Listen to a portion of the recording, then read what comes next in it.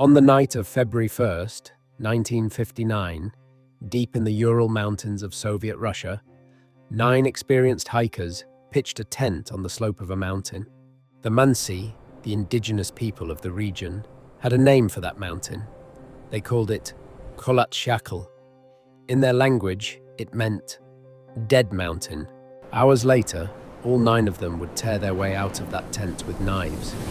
They would run barefoot into a 40-below blizzard, and they would never come back. 66 years later, nobody can fully explain what happened that night. They were students at the Ural Polytechnical Institute, 9 of them, 7 men, 2 women. The leader was 23-year-old Igor Dyatlov, a brilliant radio engineering student who had designed his own portable transmitters. He had handpicked his team. They were not amateurs. Each of them held a Grade 2 hiking certification, the second highest level in the Soviet Union.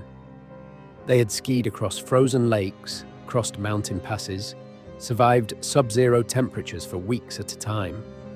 After this expedition, they would all receive Grade 3 certification, the highest possible. They were among the most experienced young mountaineers in the Soviet Union.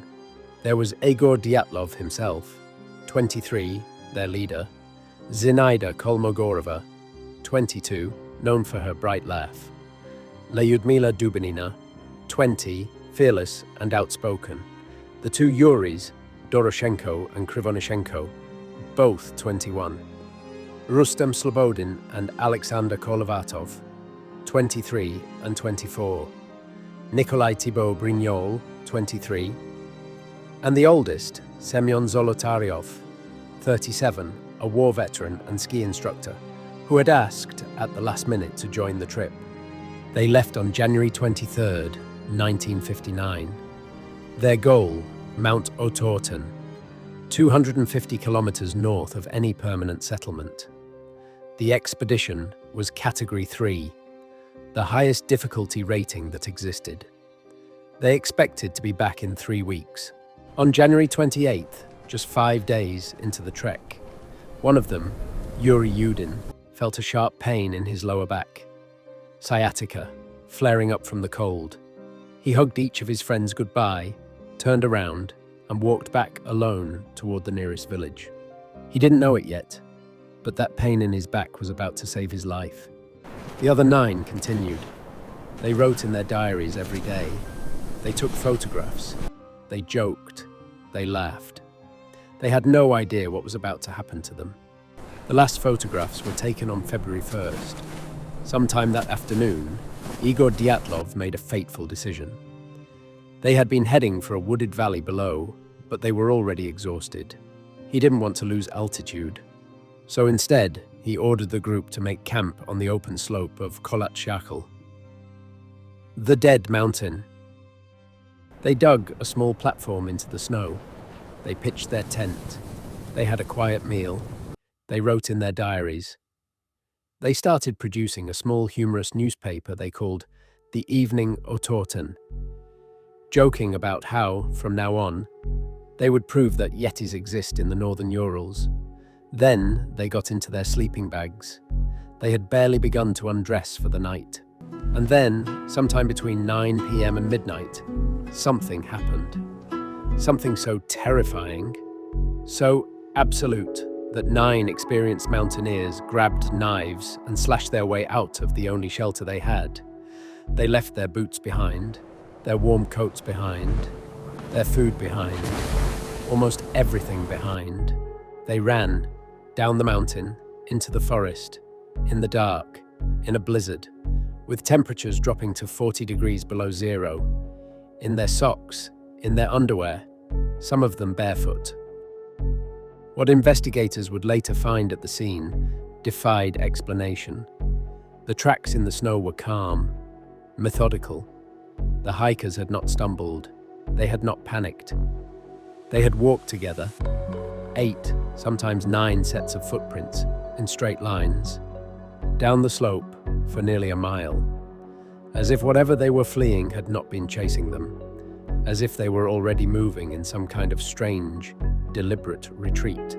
At the bottom of the slope, in the forest, they reached a single cedar tree. There, they did something strange. They climbed it. The bark was scraped off as high as 5 meters up the trunk. They broke off branches with desperate force. They built a small fire, but it didn't last. The 2 Yuris died there, beneath that tree, wearing only their underwear. Their hands were burned, their fingers frostbitten. But what would shock investigators most was something even darker. One of the Yuris, Yuri Krivonishenko, had bitten off a piece of his own knuckle. Some forensic experts believe he did it to stay awake. Others believe he did it to stop himself from screaming. 3 more bodies were found between the cedar and the tent. Igor Dyatlov, Zinaida Kolmogorova, and Rustem Slobodin. All 3 appeared to have been crawling back uphill, trying to reach the tent again. They never made it. They froze to death in the snow, in positions that suggested they had been moving with purpose. Slobodin's skull was cracked. The doctors said the crack was consistent with a deliberate, forceful blow. By March, 5 bodies had been found. The search continued for the missing 4. For 2 months, search teams combed the slopes, the forest, the ravines. Nothing. The Soviet Union sent in helicopters, military units, indigenous Mansi trackers. They found nothing. Then in May, when the spring thaw began, a Mansi hunter and his dog noticed something. Cut branches, forming a small trail. They followed it. 50 meters from the cedar tree, the trail led them to a snow den, a small shelter the missing 4 had carved into the snow. Inside, they found what was left of them. Lyudmila Dubinina, 20 years old. Her chest had been crushed inward, multiple ribs broken, with internal bleeding consistent with the impact of a high-speed car crash. There were no external bruises. Her tongue was missing. Her eyes were missing. Her lips were gone. Semyon Zolotaryov, 37. The same kind of catastrophic chest injury. His ribs shattered inward by something invisible. His eyes also missing. He was found clutching a camera. He had taken photographs in his final hours. Nikolai Thibault Brignol, 23. His skull had been caved in by a force investigators struggled to explain. There was no fracture pattern consistent with a fall. Alexander Kolovatov, 24. His neck was deformed. His eyebrows had been removed. And then there was the strangest detail of all. Several of the last 4 hikers were wearing pieces of clothing that did not belong to them. Specifically, pieces cut from the bodies of the 2 Yuris under the cedar. Forensic analysis confirmed it. After the 2 Yuris had died, someone, at least one of the survivors, had returned to their bodies, cut clothing from the corpses, and brought it back to the snow den, where the 4 others were still alive, trying to keep warm, trying to survive. And when the laboratory tested the clothing, they found something nobody expected: radiation. Significant levels of beta radioactivity on the clothing of at least 3 of the dead, a type of contamination that should not have been there. That had no obvious source, that investigators could not explain. The Soviet investigation officially concluded in May 1959. The cause of death, on paper, was, quote, a compelling natural force. The case was then immediately classified, sealed, hidden away in a secret archive for the next 30 years. Nobody was allowed to talk about Dead Mountain.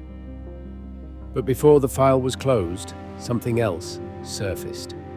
Another hiking group, 50 kilometers south of Dyatlov's last camp, reported seeing strange orange spheres in the sky on the same night the team died.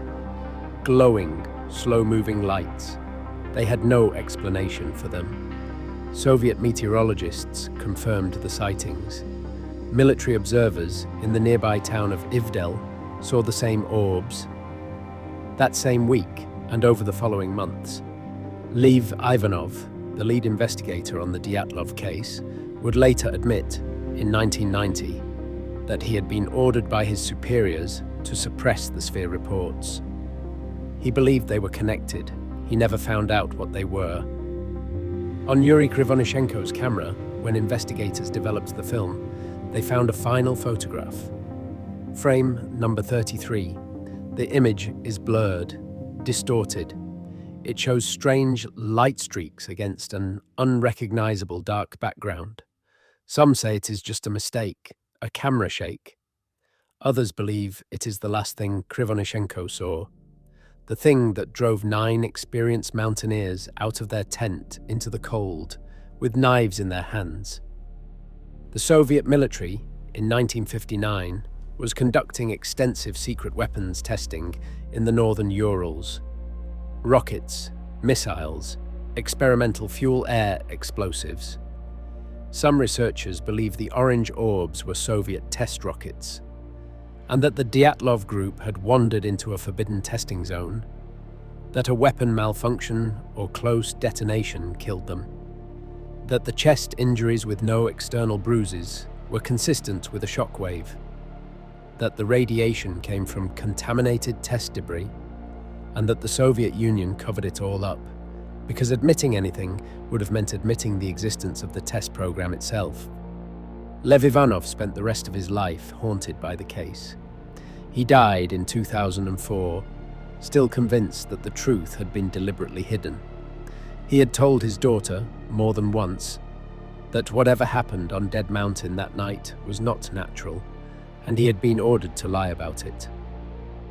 The case file was finally declassified in the late 1980s as the Soviet Union began to crumble, and what the public read inside it was so strange, so contradictory, that the Dyatlov mystery became the Soviet Union's equivalent of Roswell. The story Russians whispered about for decades. The case nobody could solve. Over the decades, theories multiplied, some plausible, some absurd, some terrifying. There was the Mansi attack theory, that the indigenous tribe had killed the hikers for trespassing on sacred land. But there were no other footprints, no signs of anyone else. There was the Yeti theory. Fueled by the joke newspaper the hikers themselves had been writing the night they died, where they mocked the legend of mountain creatures. Some saw this as eerie foreshadowing. Most experts dismissed it. There was the spy theory that Zolotaryov, the older man who had joined at the last minute, was a KGB agent, that he and the others had been conducting a clandestine meeting with American agents, that the meeting went wrong, that the entire group had been silenced. The radioactive clothing supposedly supported this theory. So did Zolotaryov's mysterious past. Much of his service record had been redacted by Soviet authorities. Then in 2021, Swiss scientists at EPFL and ETH, Zurich, published a peer-reviewed paper in the journal Communications, Earth and Environment. They proposed a new theory, a small, delayed slab avalanche. They built a physics model. They showed how an unusual combination of factors, the cut Dyatlov's group made into the slope to pitch their tent, the wind-blown snow accumulating above for hours, and the irregular topography, could have caused a small slab of snow to suddenly slide down during the night, hitting the tent with enough force to cause the chest injuries seen in the autopsies. Their model explained much. The fear that drove the hikers from the tent, the injuries, even why they didn't have time to grab their boots. But the theory left questions. Why did Krivonishenko have third-degree burns on his hands? Why was Dubinina's tongue missing? Why was there radiation on the clothing? Why the orange spheres? The Russian government, when they reopened the case in 2019, accepted a similar avalanche theory as their official conclusion. But many in Russia, including the families of the victims, the survivors of the original investigation team, and Yuri Yudin, the hiker who had turned back, never accepted the avalanche explanation. Yuri Yudin spent the rest of his life trying to find out what had happened to his 9 friends. He died in 2013, never satisfied with any of the answers. Because the simple, unsettling truth is this: science can offer us the most likely explanation, but it cannot recreate that night. It cannot bring back the 9. And it cannot answer the one question that has haunted everyone who has ever read this case.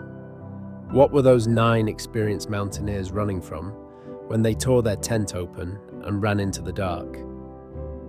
They are buried in a cemetery in Yekaterinburg, most of them together on the same memorial stone, their 9 faces carved in granite, forever 20-something, forever 1959. Yuri Yudin, the one who turned back, visited the graves every year, until his death. He once said that not a day went by when he did not wonder what had killed his friends. He once said, "I have the same question as everyone else, and maybe the question has no answer." Today, the place where the tent stood is officially called the Dyatlov Pass. Every year, hundreds of researchers, journalists, amateur sleuths, and adventure tourists make the difficult expedition to visit it. Many of them stay for the night. Many of them say they feel something there, a presence, a weight, a wrongness. None of them can explain it. There is a small monument near the location of the camp, a simple stone with a plaque listing the 9 names. People leave flowers, bottles of vodka, letters, photographs, promises to remember. Igor Dyatlov, Zinaida Kolmogorova, Lyudmila Dubinina, Rustem Slobodin, Yuri Doroshenko, Yuri Krivonishenko, Alexander Kolevatov, Nikolai Thibaut Brignol, Semyon Zolotaryov.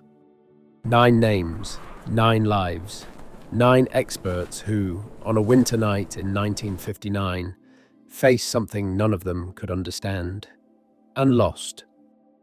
In the diary they kept on that final day, before the night descended on Dead Mountain, the Dyatlov group wrote a small humorous note in their joke newspaper, the Evening Otorten.